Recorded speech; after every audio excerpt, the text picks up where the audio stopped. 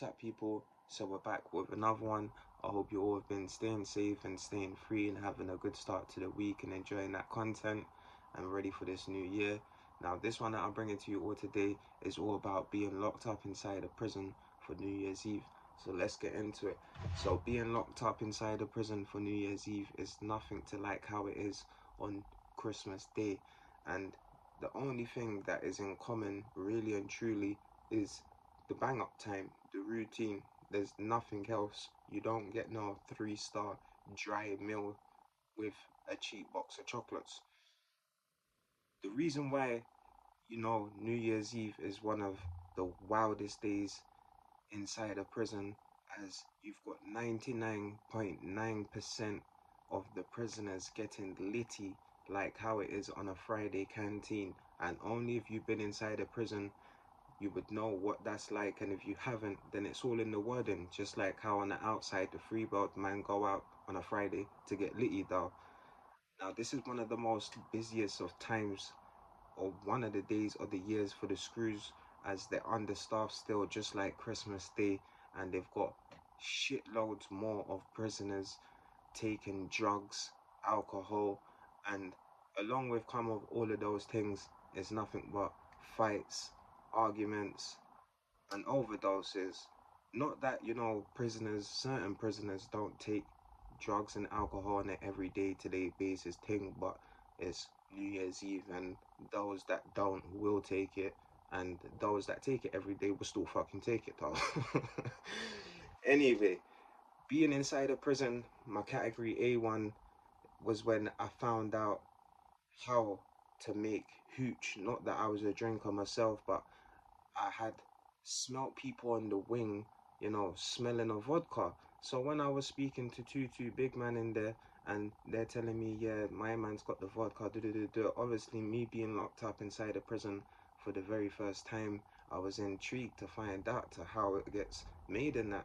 Now, all you need is fruit, a bit of yeast, and you just need to let the thing ferment for so long to however strong you want that shit to be. Now, I'm not a drinker myself, but that's how prisoners do it inside a prison. And coming to up to when people want to make it and planning for it is when I've seen man do it for 2 weeks though, as certain prisons are more laid back and are not doing cell searches and busting the cells every day and searching every week and that. So man are more able to make that, or to whatever it is that they're doing that shit for. With this being said, being inside a prison for New Year's Eve is a sad one, as well as it's a big realization for you being in prison as a prisoner, to know that it's another year down, you being inside a jail, which is very sad. Not that, I can experience that from saying, okay, this is my second year, my third year, my fourth year. I only went to prison one time. I went to two prisons because I got shipped from the first one to the second one. But it's a realization, and the 1% of people that are not getting litty inside a prison, it's just a normal day to them. They don't give a fuck. They would just, go to sleep at the normal time of their routine until they get woken up, which we're gonna get into. And the prisoners that are depressed will just sleep the whole fucking day and the whole night though. Don't get that twisted. Now, when it comes to 12 o'clock at night, New Year's Eve inside a prison, those that haven't been inside a prison wouldn't know what the experience is like, but it's one hell of an experience though, as the only way I could explain it, it's like a football day inside a prison. When you get man that love football inside a prison and their team has scored, or their team's winning, or gone to the next league, hella man will boot off the prison cell door, and it'll just be ringing off out of the whole fucking wing though, and you can even hear it from all other wings and this and that, and it's a mad thing.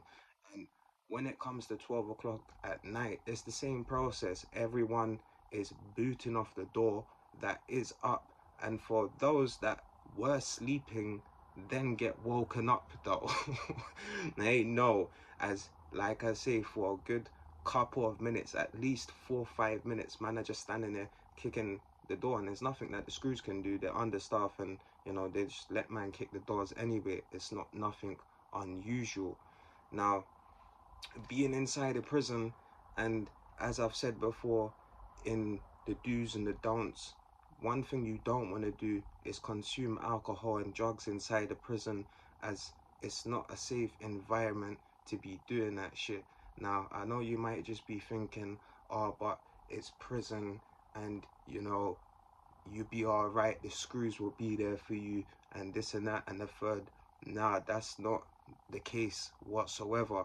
As yes, you can have buzzers inside of your cells, but when I was in my second prison out in the mountains, you know, we had a call button, and the call button never fucking worked though. So as I was saying to my cellie, yeah, because I'm quite a deep thinker, and I'm saying to my co-pilot, hey yo, bro, so if me and you did take drugs, yeah, for example, or if me and you have this medical something wrong with us, how the fuck do we let man know?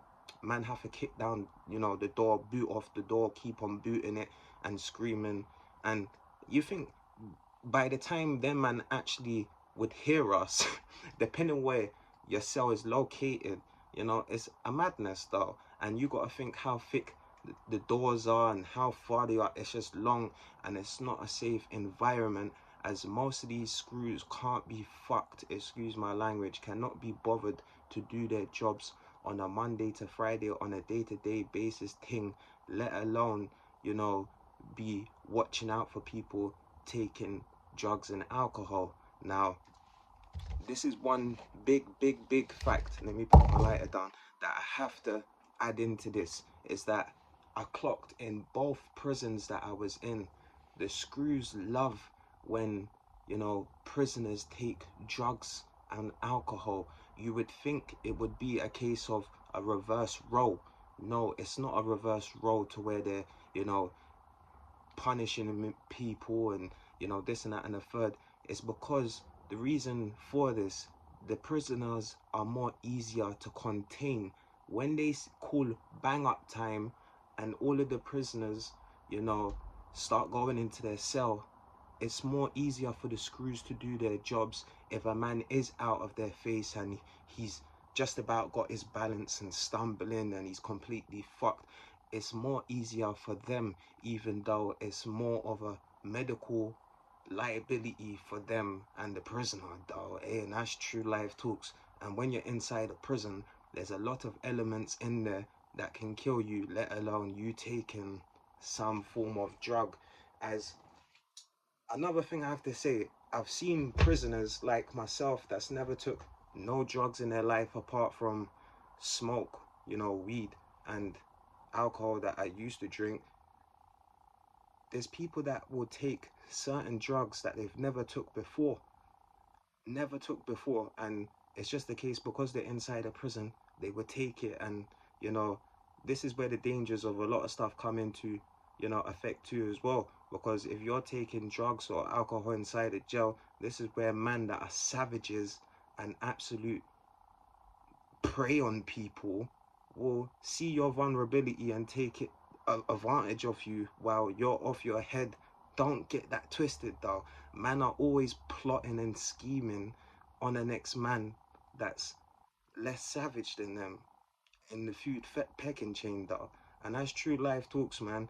As there's many of people that I've heard on the wing that took their drugs and have been in there for hours and hours upon end, nearly to a near-death experience, to where all because they were pressing their buzzers. And think about 300 to 400 prisoners locked up on a wing, and how many buzzers of each man are pressing their buzzer.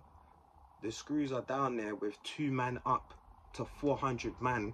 One of those screws that are actually trying to do their job is probably walking about, running about, grabbing my toilet, doing this fuckery, trying to get, you know, nurses and this and that, while the other screw's just sitting down there on his phone though, or her phone.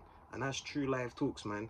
When you go to prison, and the experience of New Year's Eve and Christmas Eve is definitely one to remember, never to forget. But at the same time, it's a big realization to, as if you're doing hardcore prison time like my big bro, a lot of people just want to sleep it and just carry on like it's just a normal day though, because it's depressing to know that it's another year without your loved ones, family, friends, and main thing of all, your freedom. That's what you're, going out. So think about it. Why would you want to be inside a prison enjoying New Year's Eve with a bunch of random criminals that you had to get to know, when you know all of your friends, your loved ones are on the outside getting litty with their freedom, though? There's nothing more than that can better doing anything with having your fucking freedom. As I keep saying, freedom is priceless though, and that's True Life Talks. So I hope you all have enjoyed this video. If you had any experiences of yourself being locked up inside a prison on New Year's, then do drop a comment, drop a like, and if you don't like the video, then dislike it. So I hope you all have enjoyed. Like I said, do stay safe, stay locked in for the next one, and stay free.